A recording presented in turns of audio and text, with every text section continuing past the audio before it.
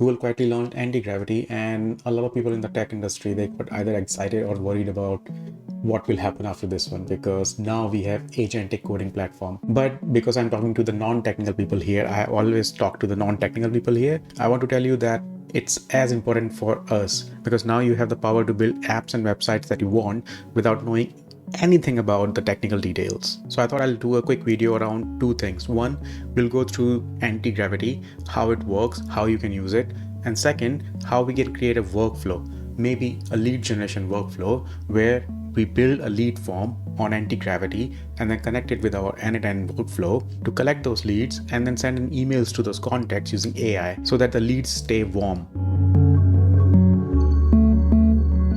If you go to the website, it looks nice and it has these options. First of all, I'm seeing this download for macOS because I can download this IDE, and instead of using a browser, I can use this IDE to develop anything that I want from my system. If we talk about the pricing, they have like team plan and enterprise plan as well, but it's not available. So right now it's free for everyone. You just use it, get access to Gemini 3 Pro, Cloud Sonnet 4.5 and GPT OSS, which is for your local LLM hosting. Now the cool thing is the functionality is not limited to just Gemini and Google's products.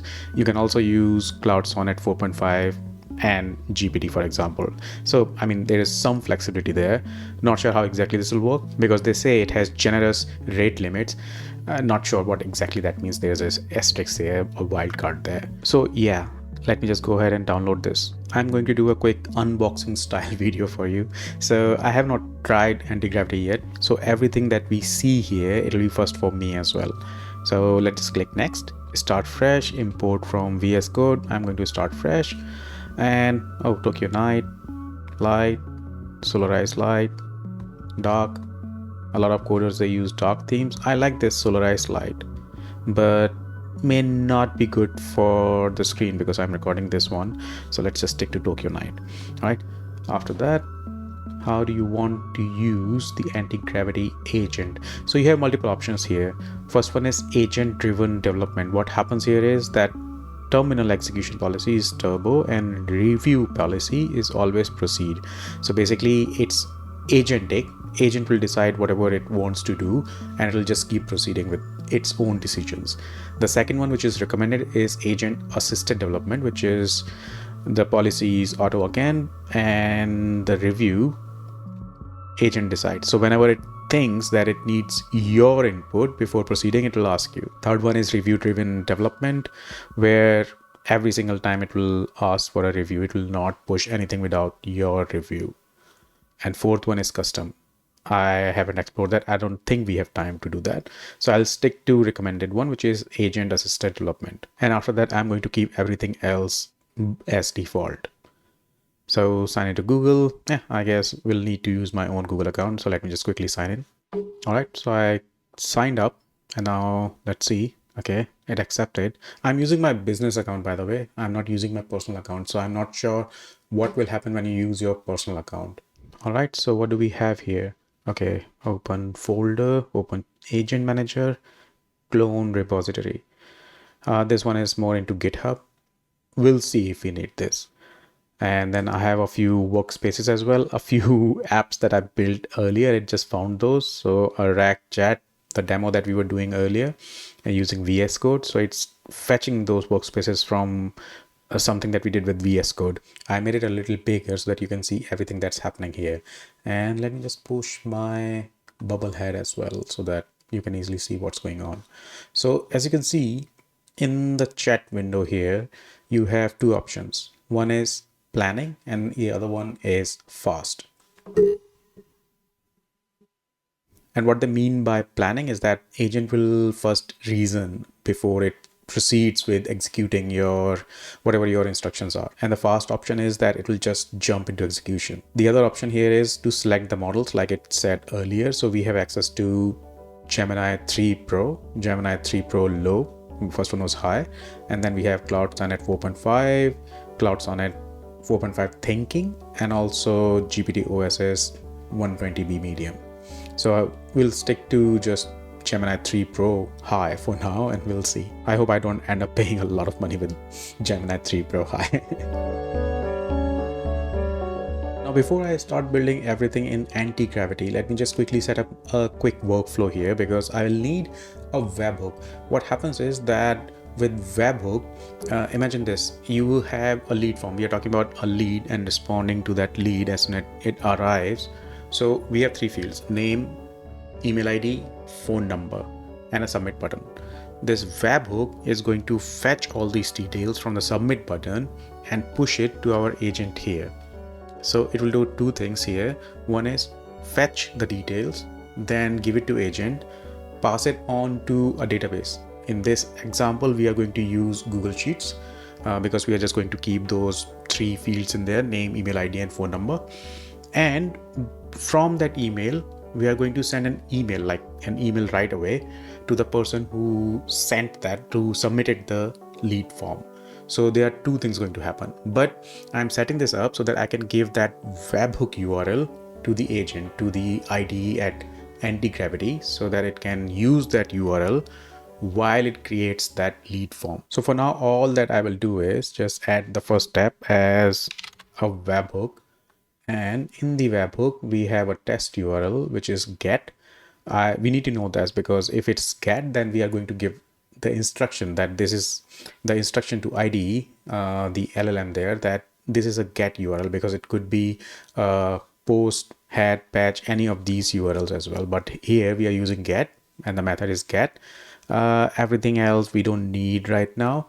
So we are just going to copy this one. And that's all we will do for now. So I'm using a quick hack, which I want to tell you about, that I had a discussion with ChatGPT, my own ChatGPT app. I told it about my idea that it's for a fictional automobile brand and a car, an EV that they're launching. Manufacturer here is a hypothetical company called Aurora Motors, and the car model is Aurora Zenith X, so that it can put those details into the website and everything that it needs to have, highlight key features, hero section, this and that. The page must include a lead form with these fields: name, email, phone number. And I also gave it the webhook URL we just copied, that we need to give this instruction. What I'm doing is, instead of typing all these things, I just used ChatGPT to create this prompt for me so that I can give it to the IDE here. Saves me a lot of time actually. That's all. So if I'm happy with the prompt, I'm just going to paste it into the IED, and let's see. As you can see, there's a lot of thinking happening here: analyzing, acknowledging, thinking, prioritizing, a lot of things it's doing. You can see whatever it's doing here right away. While it's working, I just realized that it's correcting itself. So it proceeds with execution and also launching the app, the whatever we are doing here, and then it'll think, oh, maybe I forgot that, maybe I forgot this, let me fix this, that. All right, first of all, I changed the theme because I wasn't able to see anything into that Tokyo neon theme. So yeah, I went with this one. It's much better.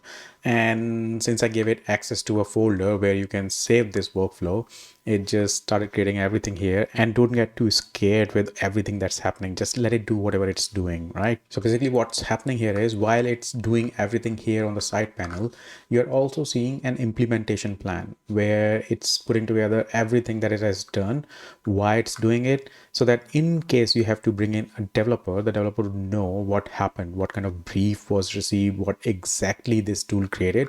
I mean, it's good for scaling. Even if you are a vibe coder, even if you are not a technical person, this is really helpful, because now you have an active brief that you can debrief once you get any developer, an experienced person, while you scale. This is good for MVPs, I guess. And if you go to the index tab on the right, you will see all the code that it's writing right now to make this work. The good thing is that it has an inbuilt browser. Why it's important? It's because when you use agentic mode, usually we give these IDs or the vibe coding platforms the screenshots and everything whenever something goes wrong. Here, if something goes wrong, the agent here can do everything that's required on the website. It will browse the website, and if there's a problem, if there's a bug, it will know what's happening. It will take the screenshots, record everything, and try to fix it. So it's a good thing, the inbuilt browser. You don't have to worry about launching those localhost URLs because you can do it in the browser, from within the browser. It's a good thing actually. And while we were trying to install that browser, it already launched the website in that browser and tried to test it. So when I opened it, it already submitted a form which opened this page, and now it's just testing everything.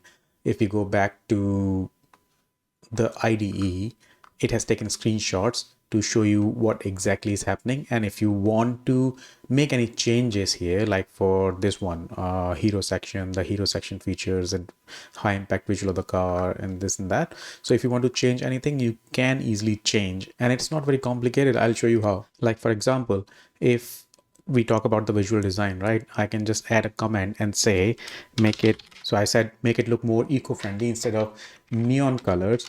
So use pastel green and blue as the key colors. And if I'm sharing this with multiple people, you will know who is sending those comments and all.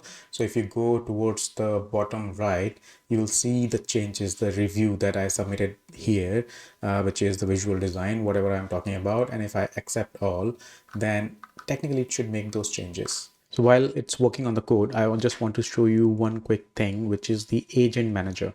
What happens is that if you're creating some agents to do some things at the background, like for example, deep research or long running projects, making changes while you work on something else, this manager will show you all the agents that are active right now. It's a cool thing actually. So I'll probably do another tutorial if it's needed on this particular thing. I just wanted to tell you about some of the things that I'm coming across as we move ahead, because like I told you, it's an unboxing video. So while it's still working, I want to show you a live preview of whatever it's working on. It changed the colors as per whatever I asked it to do.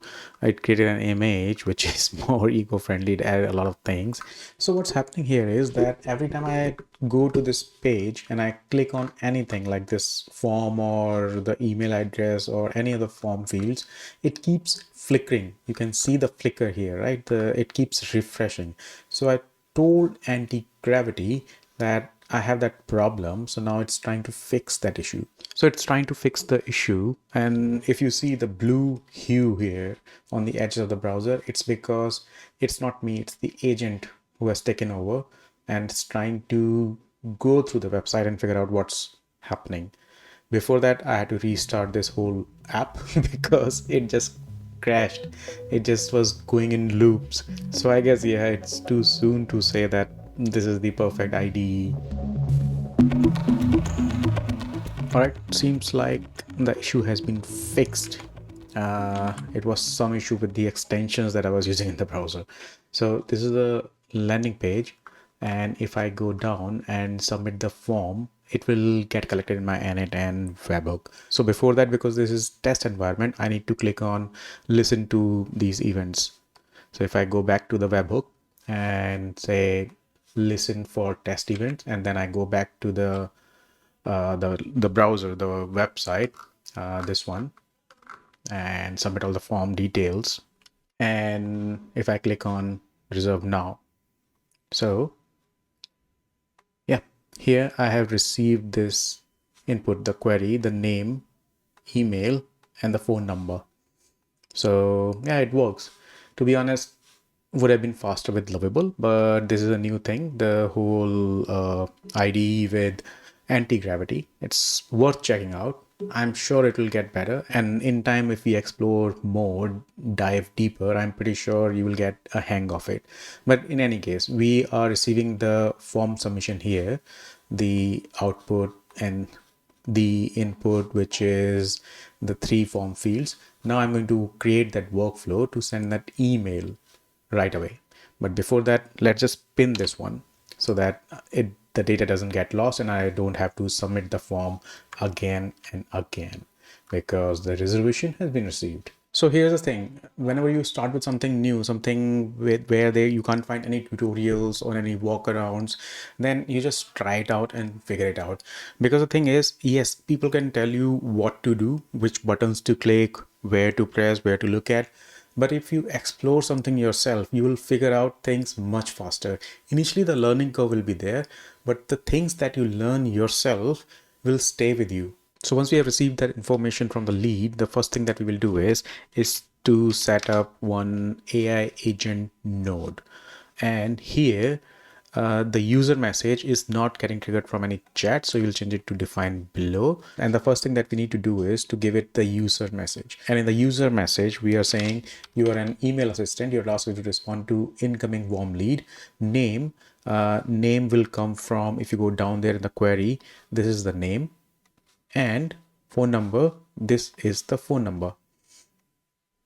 All right, we can give it email address as well. So we can say email is this email. We just drag and put it here. So this is the user message, just normal instructions around what kind of data it's receiving.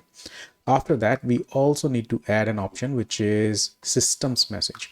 And in system message, we need to give it proper instructions in terms of what exactly it's supposed to do. And this is the system message. System message is basically all the instructions that I want to give it. For example, you are an email assistant for Aurora Motors. So the brand name is there, the car model is there, and what it's receiving is name, email, and phone number. Name could be your full name or first name only.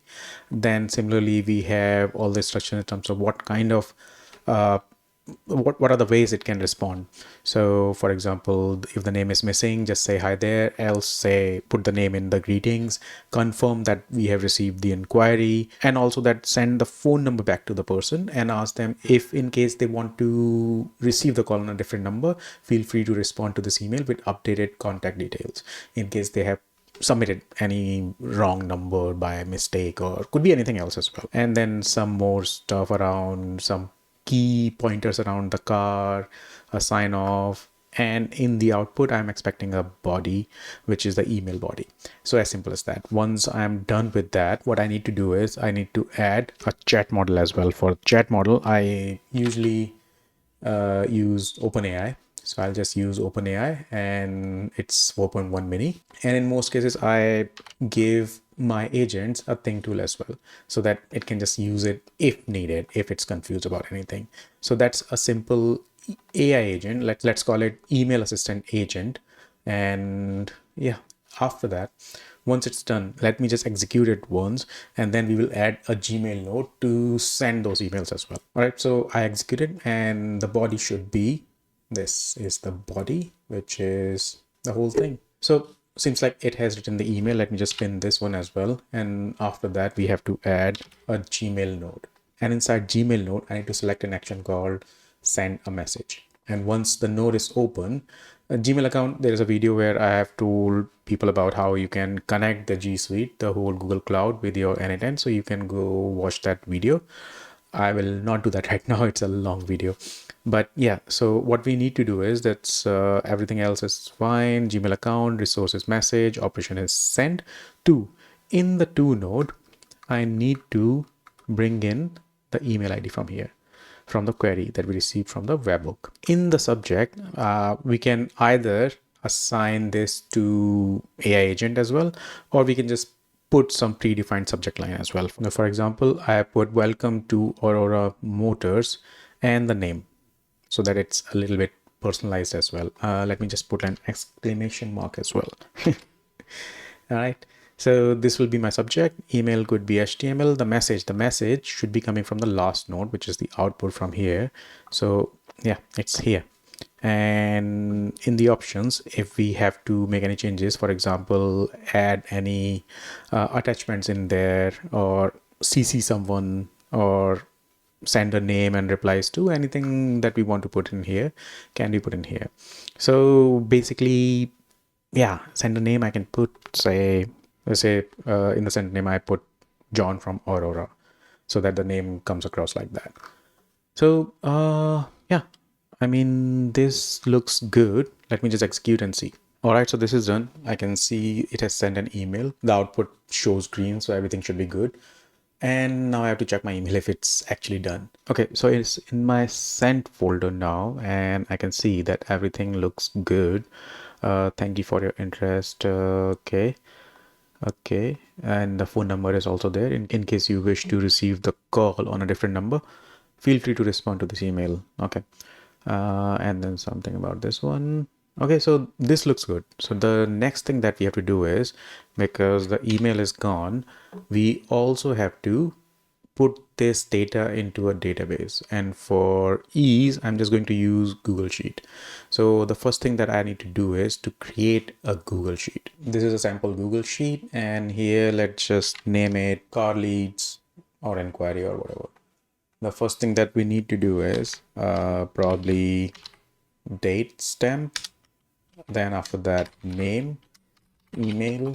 You can add other things as well if you want to delegate it to someone and things like that. I'm not getting to those details, depends on your process, but I'm just showing you a simple workflow which is about getting these leads, responding to them, and storing it somewhere. And in the n8n, what you have to do is, because the sheet is now ready, so I open Google Sheets, and in Google Sheets I'm going to select append or update row in the sheet. So it's already linked. If you have linked the Gmail node, like I showed you earlier, if the Google Cloud is connected, this should be easy as well. From this document, the list, I am selecting the car leads, the name of the sheet that we just created.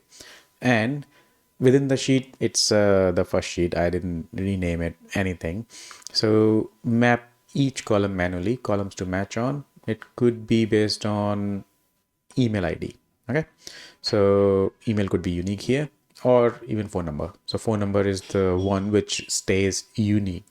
And where it's coming from, I'll go back to the webhook.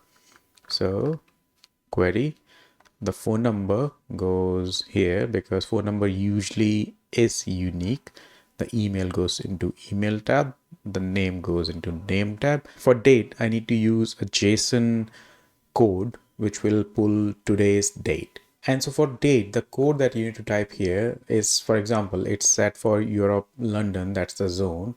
ENGB is the format, and date, month, year. This is the formatting that I need. So if you use this code as it is, you will get 19th of November 2025 as the date parameter here. So if I execute this step, I believe I should be able to get everything in my Google Sheet. So let's just execute and see. Before that, let me just pin everything. It's okay, it's pinned. So let's execute. So seems like it's done. Let me see.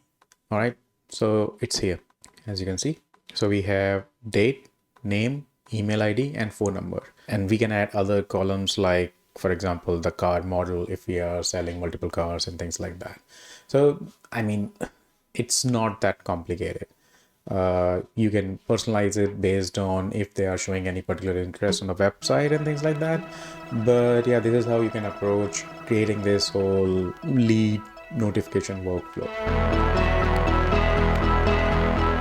The thing is, this whole thing that we did for the sake of using this AntiGravity by Gemini or Google, yeah, it's cool and all. I think it's good for complex projects. I mean, for a simple thing like a lead collection form on a one-page website, it struggled a lot. So I'm not sure if how cool it will be, how easy it will be to use it for complex things. I don't know, to be really honest. I have no idea.